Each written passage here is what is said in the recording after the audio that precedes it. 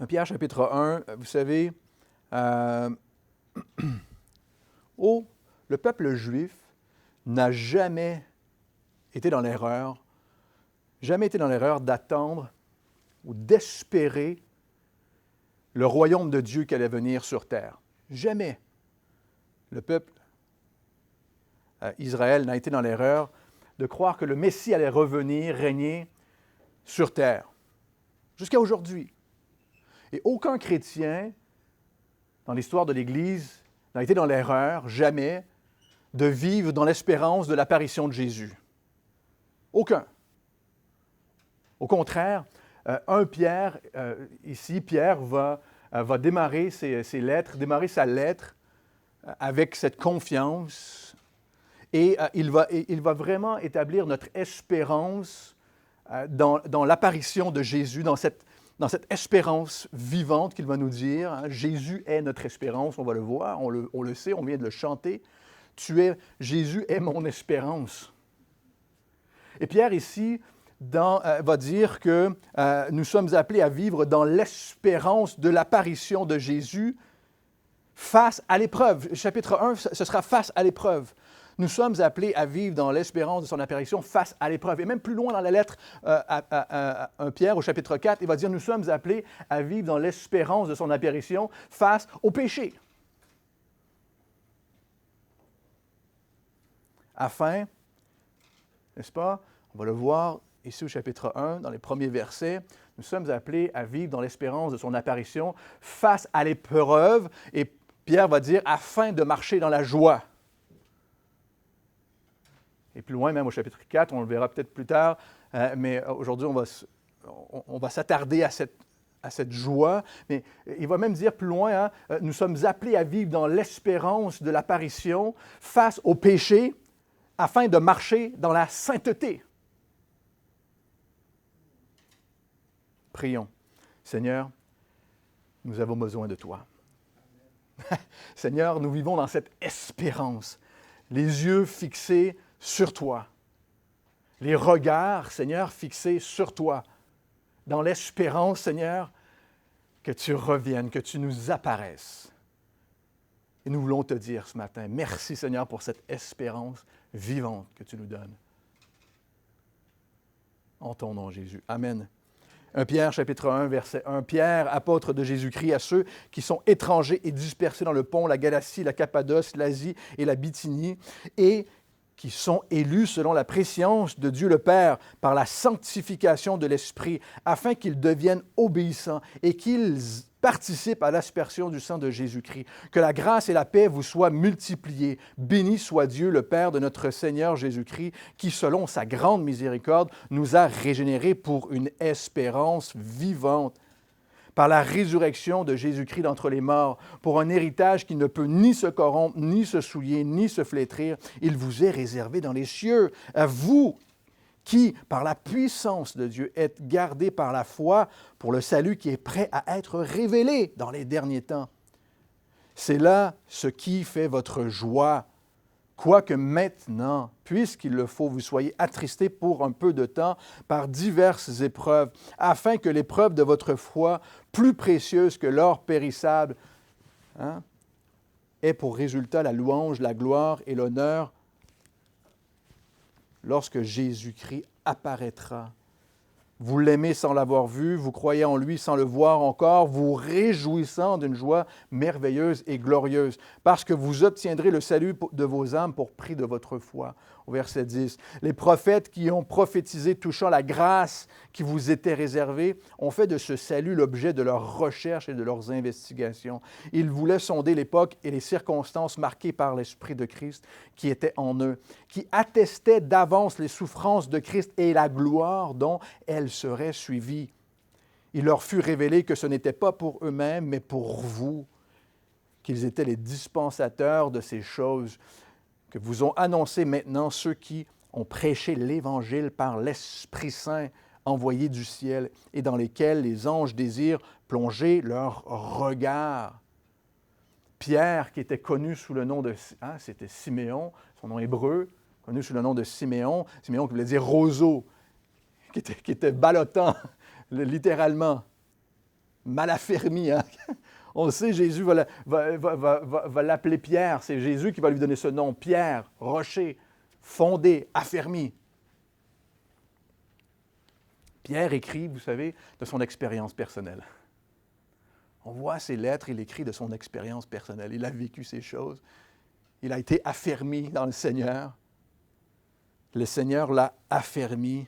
Et je crois aujourd'hui que c'est la même chose que le Seigneur désire pour nous, que nous soyons affermis dans l'espérance vivante qu'il nous donne. Pierre, apôtre de Jésus-Christ, est-ce qu'on a vraiment besoin de se rappeler, mais vous devriez savoir que apôtre veut simplement dire messager, envoyé, mais qui a été exclusivement donné aux 12 choisis par Jésus, qui ont été témoins visuels de la mort, de la résurrection de Jésus, et qui ont eu la responsabilité de transmettre fidèlement le message de l'Évangile. Frères et sœurs, nous voulons connaître la parole de Dieu et non la parole d'un homme. Nous désirons connaître, se souvenir, se rappeler, étudier, vraiment se nourrir de la parole de Dieu et non de la parole des hommes. Pierre, apôtre de Jésus-Christ, il écrit le message de Dieu, de Jésus, ce que Jésus lui a donné. Et cette parole est toujours l'autorité de Dieu pour nous aujourd'hui. Nous vivons dans la même espérance que Pierre vivait lorsqu'il écrit cette lettre. Vous savez, je suis Canadien. Lorsque j'étais plus jeune, j'ai envie de dire vers l'âge de 12 ans, je voulais être moine. Saviez-vous ça? Vous ai-je dit que je voulais être moine quand j'étais petit? La culture catholique dans laquelle je vivais me parlait toujours du prêtre. À l'âge de 15 ans, j'ai rencontré un garçon de mon âge qui, lui, un jour, m'a parlé de Jésus.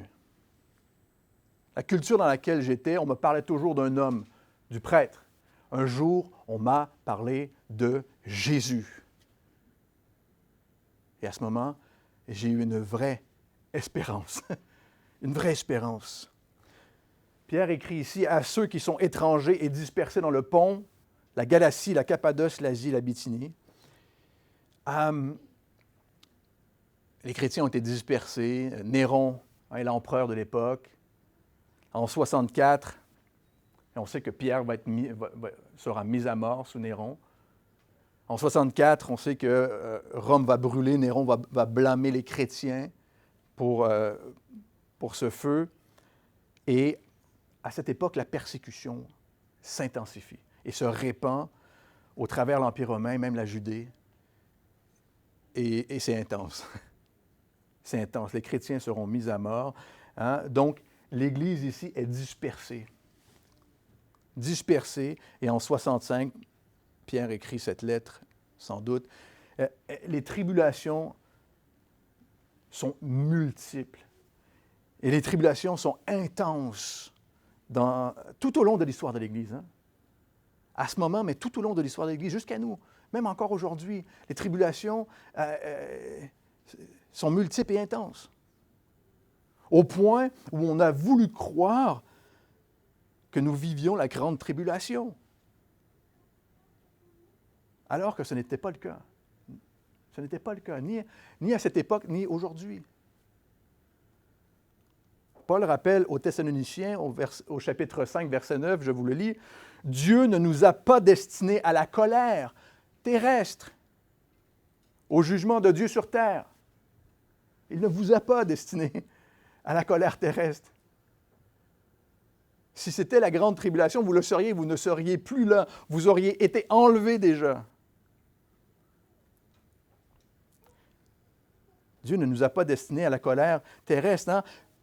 Thessaloniciens, chapitre 5, verset 3, nous dit littéralement « qui va se fondre sur la terre ». Mais à la possession du salut par notre Seigneur Jésus-Christ. J'espère que ça vous encourage ce matin. Paul écrit pour encourager l'Église, hein, les Thessaloniciens, comme Pierre écrit ici pour encourager l'Église. Chapitre 5, verset 12, à la fin de la lettre, Pierre va dire ceci, « Je vous écris ces peu de mots pour vous encourager et pour vous attester que la grâce de Dieu à laquelle vous êtes attachés est véritable. » On sait, hein, Pierre n'écrit pas pour créer un débat théologique ici,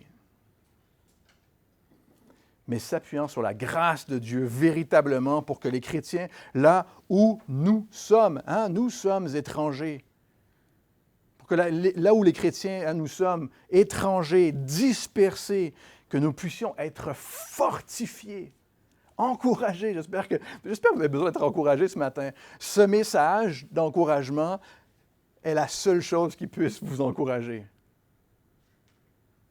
Le rappel ici. Nous sommes appelés à encourager l'Église et non pas à la refroidir. Ah, c'est difficile, ben écoute, tant pis pour toi, écoute, passe au travers, puis tu verras ce qui va arriver. Non! On est appelés à être encouragés, frères et sœurs. C'est nous, ça. Étrangers, dispersés. La parole est claire, hein? Nous ne sommes que de passage. J'espère que vous le croyez ce matin. Nous ne sommes que de passage sur cette terre. À vous, hein, qui sont élus selon la préscience de Dieu le Père. Dieu connaissait Pierre, il l'a choisi tout de même. Dieu connaissait Pierre, il l'a choisi. Est-ce que Pierre le méritait? Non. C'est par sa grâce, seulement par grâce. Seulement. Dieu te connaît et il t'a choisi tout de même. Merci Seigneur. Merci Seigneur. Est-ce que tu le mérites? Non. Mais il t'a choisi tout de même. Tu es choisi, précieux. Tu es le trésor de Dieu. On a besoin de se le rappeler. Pierre, ce qui est intéressant, c'est que Pierre ici présente clairement la Trinité. L'œuvre du Père, l'œuvre du Saint-Esprit et l'œuvre de Jésus. Et nous croyons, frères et sœurs, que nous ne pouvons pas remplacer l'œuvre du Père, l'œuvre du Saint-Esprit et l'œuvre du Fils. Nous ne pouvons pas remplacer l'œuvre de Dieu. Lorsque les apôtres écrivent aux élus, ils ne se soucient pas de ce qu'un gars comme Calvin ou Arminius vont écrire 1500 ans plus tard. Ce n'est pas leur idée. Ce n'est pas ce qu'ils ont en tête. Ils ont le sens premier. Vous êtes choisis, vous êtes précieux. Nous parle de la grâce de Dieu. Dans le but, frères et sœurs, de nous encourager. De nous encourager. Je suis choisi et précieux pour Dieu. Vous pouvez dire cela. Je suis choisi, je suis précieux, précieuse.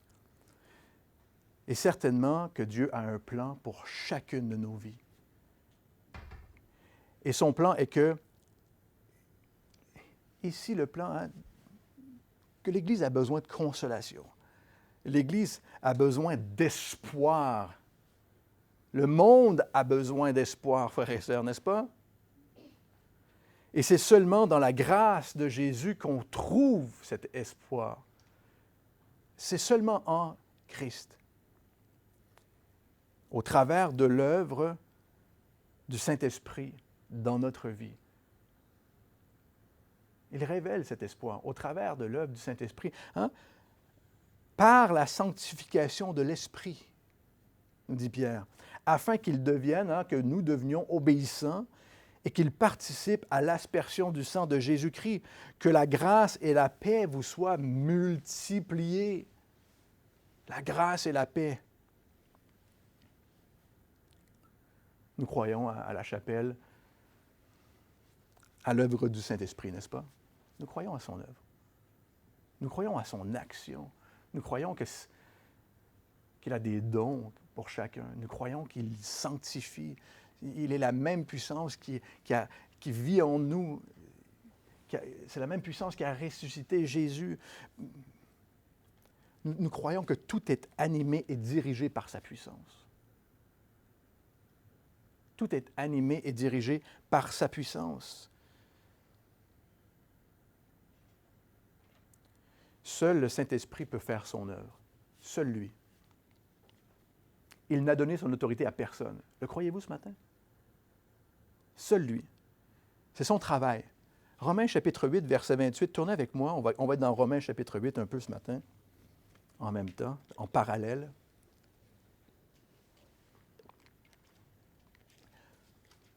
Nous avons besoin continuellement d'encouragement. J'espère que vous le croyez. On a besoin d'être encouragé, de trouver vraiment l'encouragement, la consolation en Christ. Romains chapitre 8, verset 28. « Nous savons du reste que toute chose concourt au bien de ceux qui aiment Dieu, de ceux qui sont appelés selon son dessein, son plan. Car ceux qu'il a connus d'avance, il les a aussi prédestinés à être semblables à l'image de son Fils. » Le Saint-Esprit nous amène à marcher dans la sanctification, dans la sainteté. Par la sanctification du Saint-Esprit. C'est son œuvre en nous. C'est lui qui fait ça. Il nous sanctifie. Afin qu'il devienne, que l'on puisse devenir obéissant et participer à l'aspersion du sang de Jésus-Christ. L'œuvre du Saint-Esprit dans notre vie est de nous rendre saints, afin que nous soyons conformes à l'image de Jésus, à lui ressembler. Et Pierre ajoute, lors de son apparition. Afin que l'on marche constamment dans cette sainteté, jusqu'à ce qu'il apparaisse. Saviez-vous que Jésus va apparaître, va nous apparaître? 1 Timothée chapitre 6, verset 14, je vous le lis. « Garde le commandement sans tâche, sans reproche, jusqu'à l'apparition de notre Seigneur Jésus. » 1 Pierre, chapitre 1, verset 13, juste après, on va lire jusqu'au 12 aujourd'hui, mais au verset 13, il dit, « C'est pourquoi, saignez les reins de votre entendement, soyez affermis, soyez sobres, ayez une entière espérance future, dans la grâce qui vous sera apportée lorsque Jésus-Christ vous apparaîtra. »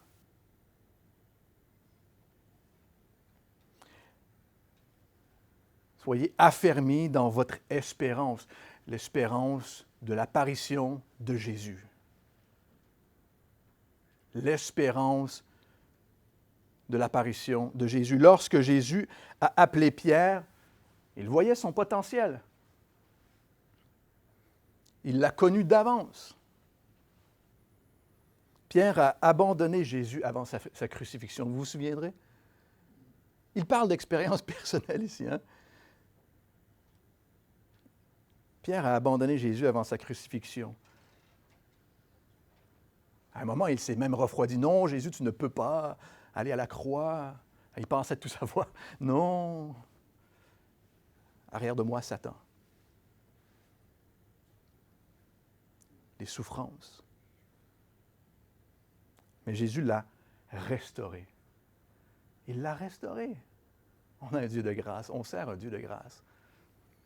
Il voyait ce que Pierre allait devenir par la force du Saint-Esprit et par l'aspersion du sang de Jésus dans sa vie, dans sa propre vie. Ce n'est pas l'aspersion de notre sang qui nous rend saints, frères et sœurs, mais l'aspersion du sang de Jésus par la puissance du Saint-Esprit. Toutes les croisades, tous les débats théologiques qui ont versé le sang de tellement de personnes, on a cru dans l'histoire que c'était notre sang qui allait amener la justification. Pas du tout, c'est le sang de Christ et le sang de Christ seulement. Afin de devenir obéissant, ça nous parle de mettre notre foi en Jésus.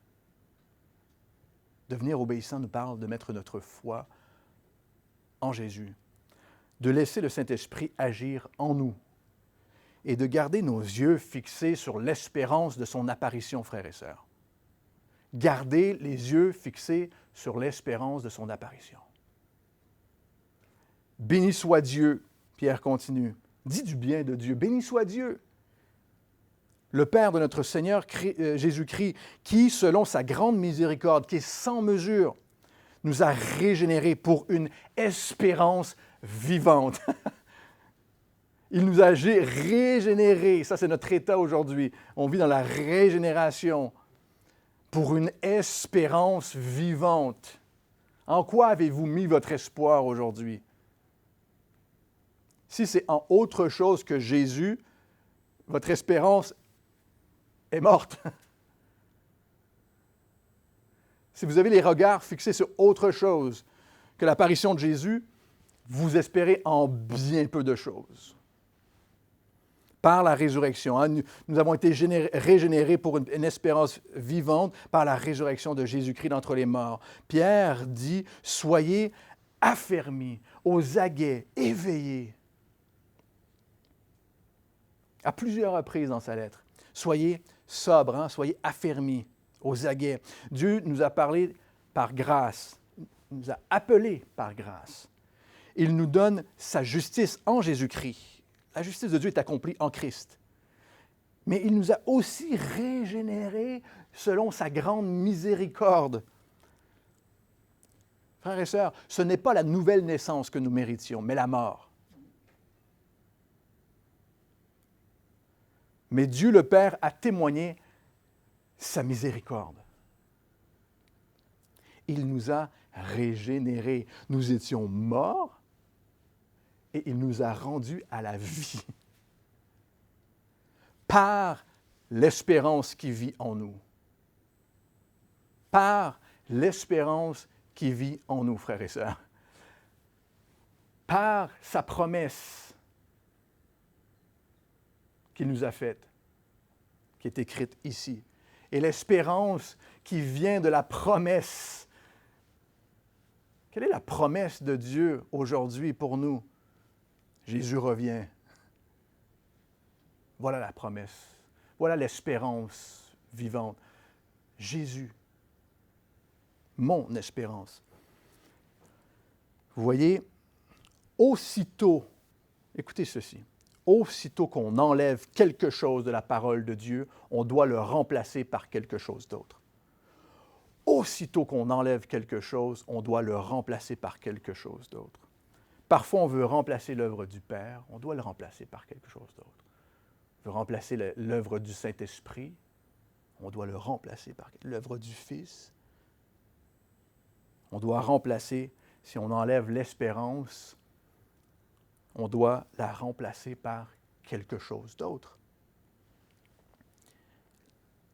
La qualité de notre foi, la véracité de notre foi, ce qui la rend véritable, frères et sœurs, est basée sur le fait que le Père nous a régénérés pour une espérance vivante. Elle est vivante. Jésus est vivant. Vous êtes avec moi ce matin? Jésus est vivant. Il n'est pas mort. Il est vivant, mais il est notre espérance. Sinon, nous n'avons aucun espoir pour nous-mêmes et nous n'avons aucun espoir à partager. Aucun espoir à partager. Si Jésus n'est pas notre espérance vivante, nous n'avons aucun espoir, ni pour nous-mêmes, ni aucun espoir à partager, frères et sœurs. Romains chapitre 8, verset 24.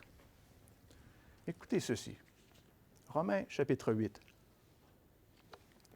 Paul nous dit que nous sommes sauvés en espérance. Ça, c'est intéressant. Nous sommes sauvés en espérance. On doit regarder vers ce qui est devant. On doit regarder vers la promesse. On doit regarder vers ce qui nous attend. Nous sommes sauvés en espérance. Paul continue et dit que si nous espérons en ce que nous voyons, ce n'est plus de l'espérance. Romains chapitre 8. Si vous espérez en ce que vous voyez, ce n'est plus de l'espérance, ce qui est présent, ce qui est sur terre. Si vous focussez sur maintenant, vous n'avez pas d'espoir. Ce n'est plus de l'espérance. Et Paul va plus loin et dit, tout comme Pierre ici, hein, que seul, écoutez ceci dans Romains chapitre 8, verset 25, seule l'espérance de l'apparition de Jésus produit la persévérance. Romains chapitre 8, verset 25. Si nous espérons ce que nous ne voyons pas, ce qui est futur, nous l'attendons avec persévérance. Si nous n'attendons pas, si nous n'espérons pas, à l'apparition de Jésus, nous n'avons pas de persévérance. C'est cette espérance qui produit la persévérance. C'est l'espérance de l'apparition de Jésus, sa promesse, qui nous donne la persévérance et non le contraire. Frères et sœurs, ce n'est pas le contraire. Ce n'est pas mon attente qui produit la persévérance. Paul dit, si nous espérons, nous ne pouvons pas attendre sans espérer que Jésus nous apparaisse, frères et sœurs. C'est impossible.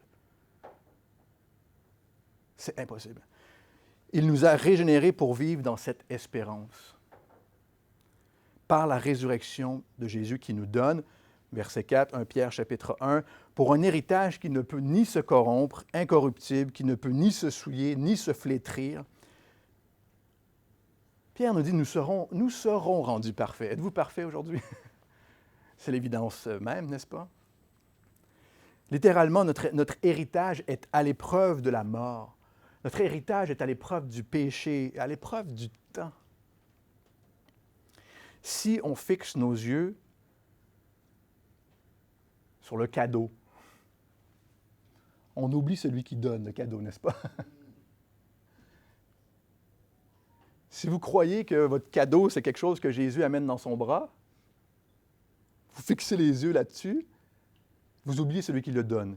Mais vous fixez vos regards au mauvais endroit parce que votre cadeau, c'est Jésus. J'espère que vous êtes avec moi ce matin. C'est Jésus, notre espérance.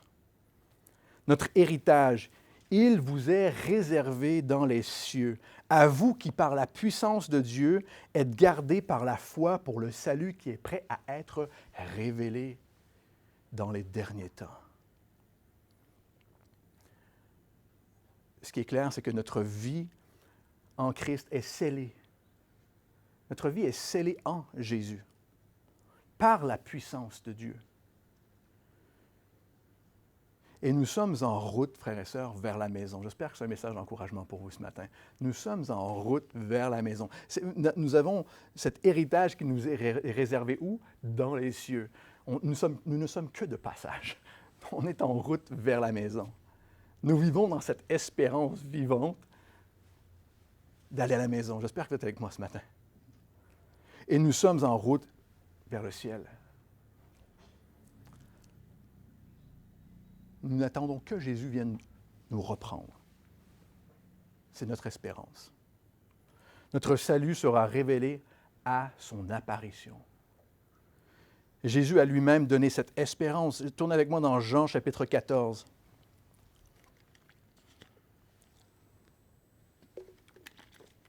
Jean chapitre 14, verset 2. Jésus a lui-même donné cette espérance, a lui-même fixé les cœurs de ses disciples dans cette espérance. Jean chapitre 14, verset 2. Il y a plusieurs demeures dans la maison de mon Père. Si cela n'était pas, je vous l'aurais dit. Je vais vous préparer une place. Et lorsque je m'en serai allé et que je vous aurai préparé une place, je reviendrai et je vous prendrai avec moi. Il nous parle de l'enlèvement de l'Église, afin que là où je suis, vous y soyez aussi. Vous savez où je vais et vous en savez le chemin. On vit dans l'espérance. Dans quelle espérance? Je reviendrai et je vous prendrai avec moi. Non, moi j'attends la maison en or. C'est ça mon espérance. Cette maison dont il me parle. Mon espérance, c'est qu'il revienne. Je vis tous les jours de ma vie dans cette espérance. Qu'il revienne, qu'il me prenne avec lui. Mon espérance, évidemment, va au-delà de la mort. Et notre héritage est la vie éternelle, frères et sœurs. L'héritage, c'est la vie éternelle. Mais nous avons une espérance vivante. Aujourd'hui, Jésus est vivant. C'est là notre foi. Il est vivant. Il est ressuscité. Mais nous avons une espérance qui va au-delà de la mort, au-delà de cette vie. Jésus est vivant. Nous espérons continuellement de voir Jésus. J'espère que vous êtes avec moi aujourd'hui. Nous espérons continuellement. Une espérance vivante, c'est une espérance continuelle de revoir Jésus. 1 Pierre, chapitre 4, verset 7, va dire ceci. La fin de toute chose est proche. La fin de toute chose est proche. Il écrit il y a 2000 ans, hein, on est d'accord? Il vivait déjà dans cette espérance. Jésus nous affirme dans Apocalypse, chapitre 22, verset 10, « Car le temps est proche. Oui, je viens bientôt. » Pourquoi rajouter le bientôt? Nous vivons dans cette espérance vivante. Amen, viens, Jésus vient. Ça, c'est notre réponse, n'est-ce pas? Paul termine sa lettre, Romains chapitre 13. Je vous le lis, écoutez ceci. Romains chapitre 13, il termine sa lettre. La nuit est avancée, le jour approche. Jacques chapitre 5, verset 8. Soyez patients, affermissez vos cœurs, car l'avènement du Seigneur est proche. Hébreux chapitre 10, verset 24. Exhortons-nous réciproquement. On doit se le rappeler réciproquement. Et cela d'autant plus que vous voyez s'approcher le jour. 1 Jean chapitre 2, verset 18. Frères et sœurs, c'est la dernière heure. C'est la dernière heure. Toujours dans la même idée de nous inciter, de nous rappeler à vivre dans l'espérance de son apparition.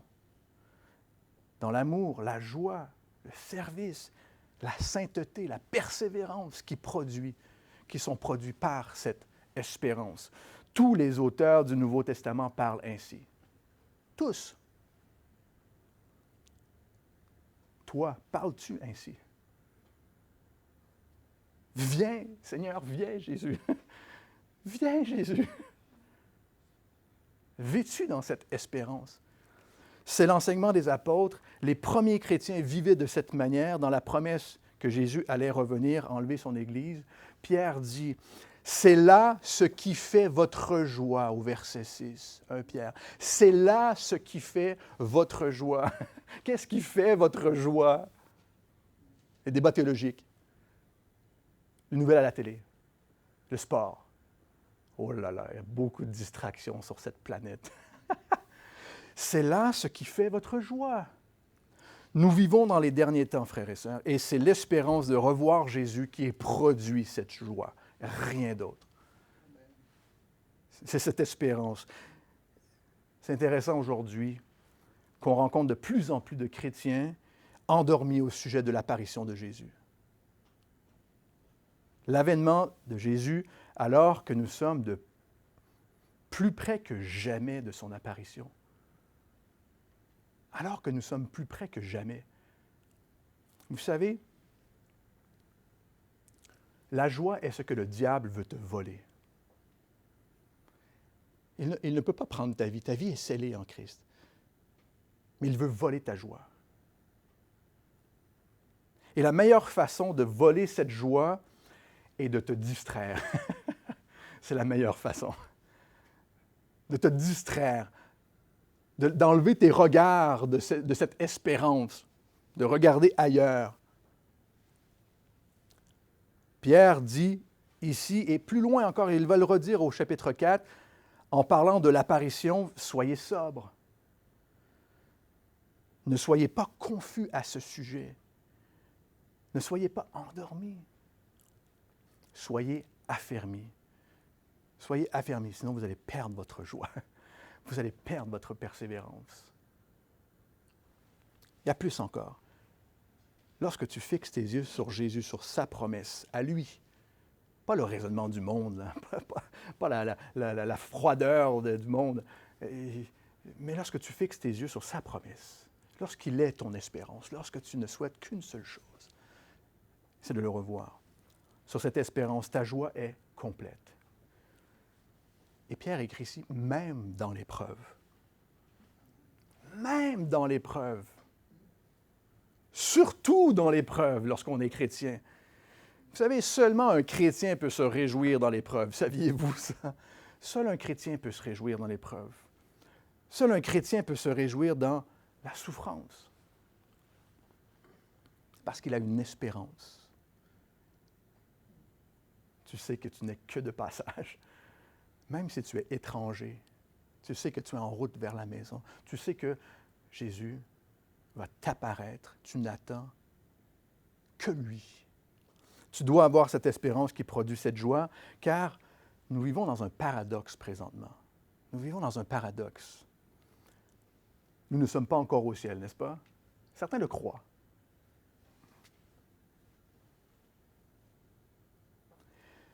Quoique maintenant, puisqu'il le faut, ou même s'il le faut, vous soyez attristés pour un peu de temps par diverses épreuves.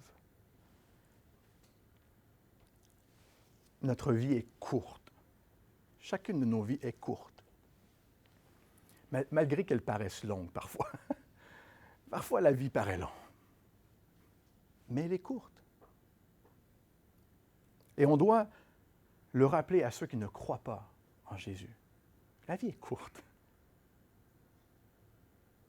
Jésus revient bientôt. La vie est courte. Nous le chantons. C'est soit que j'aille le retrouver ou soit qu'il vienne me reprendre. Nous le chantons, frères et sœurs. Les chrétiens faisaient face à la persécution à cause de leur foi ici, mais les épreuves sont diverses dans ce monde. L'épreuve est commune à cette vie, et les épreuves mettent notre foi à l'épreuve, peu importe où nous vivons sur cette planète. Hein, on vit le rejet, parfois on vit les difficultés. Hein, on a des difficultés dans nos relations, on a des difficultés dans notre provision. Des fois, on a de la difficulté à pourvoir à nos besoins. La maladie, les gens, parfois, sont une difficulté. Le croyez-vous? Vous avez le droit de lever votre main. Hein? Il y a juste moi qui ai filmé ce matin. Les gens, parfois, les épreuves sont diverses.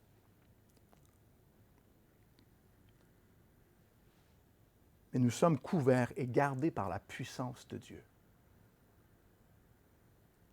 Et l'espérance que Dieu nous donne produit la joie. Produit la joie, même dans l'épreuve.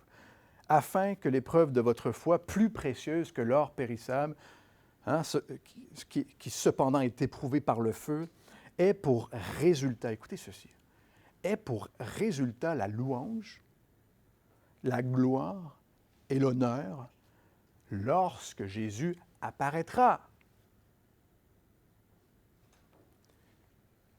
Notre espérance vivante nous pousse à nous réjouir. On a vu avec Paul, elle nous donne la persévérance. Notre espérance vivante nous pousse à louer Dieu. Notre foi est plus précieuse que l'or. Mais notre cadeau, c'est Jésus. Notre cadeau, c'est Jésus, frères et sœurs. On vit pour lui dans cette espérance de le voir. Et non pour obtenir de l'or, n'est-ce pas? Non pour continuer à agrandir nos maisons. On vit dans l'espérance de le voir. Et non en fixant les yeux sur ce qui est présent. Lorsque Jésus nous apparaîtra, et ce sera soudain, la parole nous dit, nous serons déjà dans la joie. Parce que cette espérance produit la joie. Lorsqu'il apparaîtra, nous serons déjà dans la louange. L'espérance de son apparition nous donne la joie. Paul dit même, Pierre va même dire, bénis-le. L'espérance de son apparition nous permet de bénir Dieu, de le louer, de le glorifier, de lui donner tout l'honneur. L'espérance fait cela. Dans l'épreuve, lorsque notre foi est dans le feu éprouvé, fixez vos yeux sur Jésus. Si ce n'est pas sur son espérance, sur l'espérance de son apparition, on a peu de choses, frères et sœurs. Sa promesse, prions, hein, lorsque notre foi est éprouvée, prions que tout ce qui est mauvais brûle. Il y a du feu quelque part là-dedans, là, par la sanctification du Saint-Esprit. Lorsque notre foi est mise à l'épreuve, priez que tout ce qui est mauvais brûle. Tout ce qui veut nous refroidir, tout ce qui veut nous distraire, tout ce qui veut nous tenter, que tout ça, ça puisse brûler. Fais brûler ces choses, Seigneur. Fais-les disparaître. qu'on puisse être sanctifié réellement, que notre foi soit affermie. Prions. Lorsqu'on est dans l'épreuve, prions. Affermis ma foi. Affermis mon espérance, Seigneur. Qu'on puisse élever nos louanges vers Dieu. Qu'on puisse lui donner gloire maintenant. Au verset 8, Pierre dit, vous l'aimez sans l'avoir vu, vous croyez en lui sans le voir encore, vous réjouissant d'une joie merveilleuse et glorieuse. Quel paradoxe entre votre foi est mise à l'épreuve, vous vivez des difficultés et vous l'aimez, vous croyez en lui, vous vous réjouissez d'une joie merveilleuse et glorieuse. Une belle explication pour la louange tout de même, ça. Hein? Se réjouir d'une joie merveilleuse et glorieuse, parce que vous obtiendrez le salut de vos âmes pour prix de votre foi. Est-ce que ça décrit votre sentiment aujourd'hui? Vous l'aimez. Vous croyez. Vous vous réjouissez, n'est-ce pas? J'espère que ça décrit votre sentiment aujourd'hui. Nous regardons au futur et nous nous réjouissons malgré qu'il y ait des épreuves, des difficultés, des distractions. Parce que vous obtiendrez le salut de vos âmes pour prix de votre foi. L'objet de notre foi, c'est Jésus, ce n'est pas notre salut. Hein? On appelle ça le libéralisme. Se focusser sur sa foi, c'est le libéralisme. C'est d'enlever les yeux sur la parole, d'enlever les yeux sur l'apparition de Jésus, puis de se focusser sur soi-même. Nous ne sommes pas l'objet de notre propre foi, n'est-ce pas, frères et sœurs? Vous avez le droit de dire non. Nous ne sommes pas l'objet de notre propre foi, on est d'accord? Mes efforts, mon attente n'est pas l'objet de ma propre foi. Ma sueur, non, c'est l'objet de ma foi, c'est Jésus. Toujours, constamment. Les prophètes qui ont prophétisé touchant la grâce qui vous était réservée ont fait de ce salut l'objet de leurs recherches et de leurs investigations. Ils voulaient sonder l'époque et les circonstances marquées par l'Esprit de Christ qui était en eux et qui attestaient d'avance les souffrances de Christ et la gloire dont elles seraient suivies. Les prophètes de l'Ancien Testament, avant Jésus, ont prophétisé touchant la grâce qui nous était réservée, les temps dans lesquels nous vivons, mais les temps dans lesquels nous vivrons aussi. À combien plus forte raison, nous, aujourd'hui, on doit faire de nos recherches, de nos investigations, l'époque et les circonstances marquées par l'Esprit de Christ qui est en nous et qui atteste encore ces choses. Les souffrances de Christ et la gloire dont elles seraient suivies. Un commentaire dit « Israël est le seul peuple pour qui leur héros allait venir, pour qui leur royaume était dans le futur. Ils avaient cette espérance. »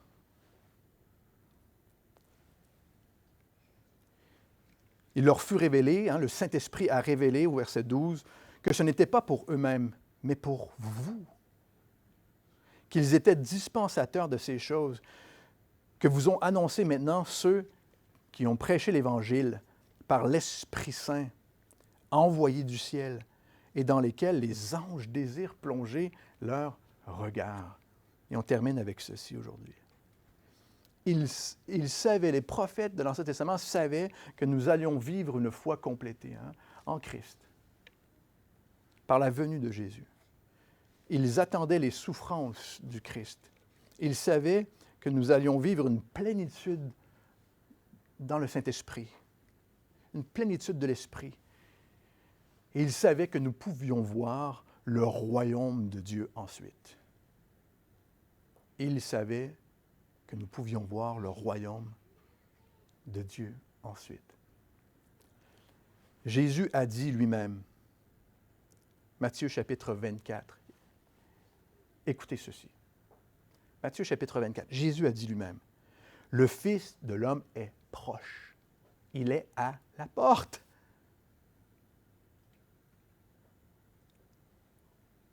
Matthieu 24, 36, « Pour ce qui est du jour et de l'heure, personne ne le sait.